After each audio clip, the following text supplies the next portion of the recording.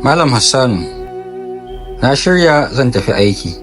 To, ka karanta addu'ar da ake karantawa lokacin fita daga gida? A'a, ban karanta ba. Wai shin akwai addu'an da ake karantawa ne lokacin da ake fita daga gida? Akwai. Addu'ar ita ce, lokacin da kai nufin fita daga gida sai ka ce, Allahi tawakkaltu ala Allahi, wala haula, wala quwwata illa billah. Ma'ananta shine, da sunan Allah, na yi tawakkali da Allah, ba wani dabara, ba wani ƙarfi, sai na Allah.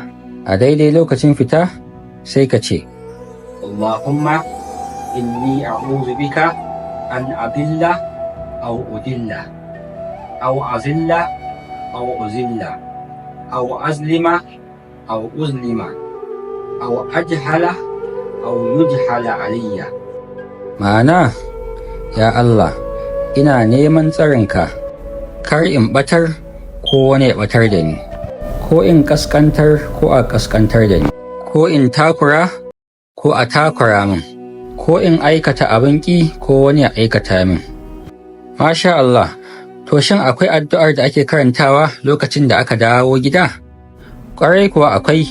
Lokacin da ka dawo shiga gida sai ka ce, Bismillahi walajna wa bismillahi kharajna wa ala rabbina tawakkalna.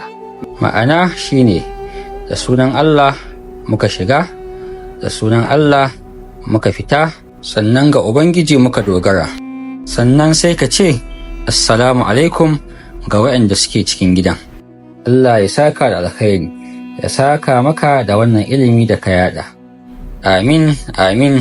Na gode. In kai sharing wannan addu'an zuwa ga 'yan uwa, Allah zai baka ladan da suka samu a duk sanda suka karanta ba tare da an taɓa komai daga ladan su ba.